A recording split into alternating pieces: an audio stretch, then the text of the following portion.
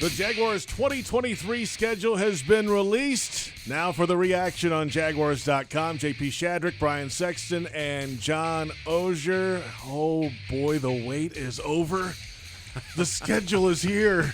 It's Christmas Day. Well, it's that next thing. It's that next thing that says you're closer to the start of the season.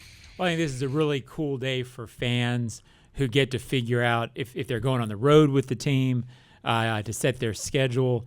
It's a good day for the logistics people who get to figure out where this team's going to be. For me, trying to analyze it, JP and Brian, I always find it tough because it's just tough to really break down what it all means until injuries happen or whatever. But we've got it, so let's talk about it. We'll do our best, and we'll start with the preseason games. The Jags on the road at the Cowboys, at the Lions, preseason weeks 1 and 2, and then home week 3 against the Miami Dolphins. But let's get to the real season. Week 1, the Jaguars kick off the regular year in Indy against the Colts. Week 2, home against the Chiefs in the September heat in Jacksonville. The Texans at the Jaguars week 3. And then it's on to London for 2 weeks in a row. Of course, the Falcons at the Jags at Wembley, and then the Jags go up to Spurs to play the Buffalo Bills, Brian. Back-to-back London games, the key here, but the Chiefs, the champs are coming in. There's a lot of storylines there, right? You've got the Colts and the Texans, so you got a chance early on to stake a claim in the division, and I think everyone expects this to be a division contender, if not the division favorite. You've got the Chiefs and the Bills, right? Two of the best teams in the AFC in the first 5 weeks, and then, of course, the 2 games in London. So there's a lot to see in this first 5 weeks of the schedule. Well, it's obviously not an easy stretch of the schedule because you're playing 2 of the 3 power teams in the AFC. You got Kansas City and Buffalo on it. Seen another way, though, there's only one true road game on it, and that's at Indy. And when I say that, Buffalo is in England, yeah. So you could call that a neutral site-ish. So you've got 5 games there.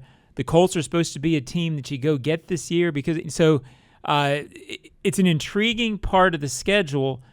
Hard teams, but it lays out where you need to take advantage of it. Yeah, if you pick off a couple of those playoff AFC teams, then you're in a different conversation moving into the next quarter of the season. Can you imagine a better scenario, though, than getting Kansas City in your home opener, right, in week 2, probably a 1 o'clock kickoff when it's all said and done? Right. 7 straight losses to the Chiefs.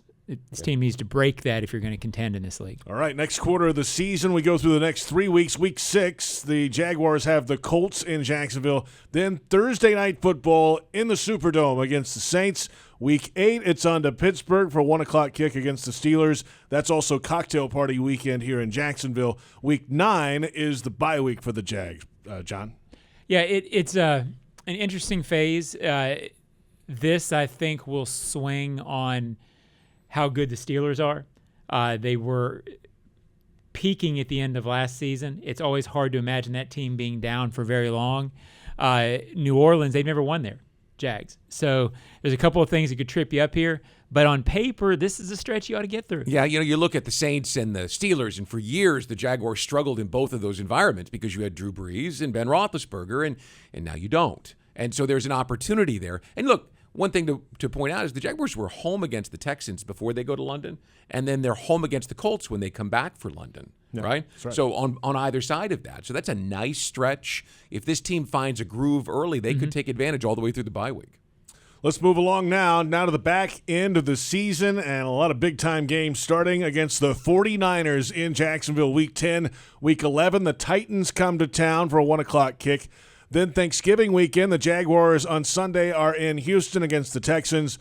And then it's Monday Night Football. The first time since 2011 the Jaguars will play on Monday night. They'll host the Cincinnati Bengals. And, Brian, what a game that should be. Well, I remember that last game. It was a barn burner. What was it, 12-7? They kicked 4 field goals against the Ravens. And I know that's going to be the one that everyone's excited about because it's Monday Night Football. It's Joe Burrow. But the one I'm excited about is that San Francisco game, right? So you're coming off the bye, and I think you have 2 of the best offensive minds that I can recall in Kyle Shanahan and Doug Peterson. I love the way Shanahan utilizes his offensive weapons, and that is a killer defense. I mean, great defense. So it'll be a challenge for Doug, for Trevor, for the Jaguars against a team in San Francisco that was in the NFC Championship game in January. Yeah, I think they're going to be glad to be coming out of the bye, going into that Frisco game. To me, I know we break it down by quarters.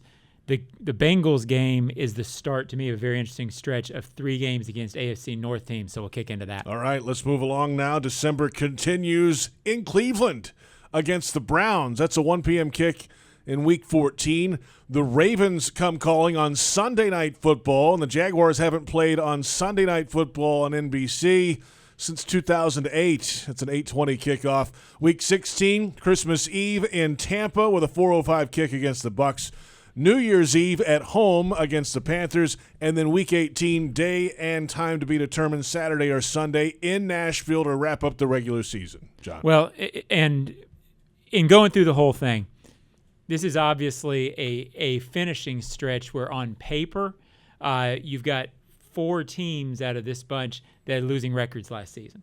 So on paper, if you look at a league that way, this should be a spot where you could kick to the finish. The league doesn't usually work that way.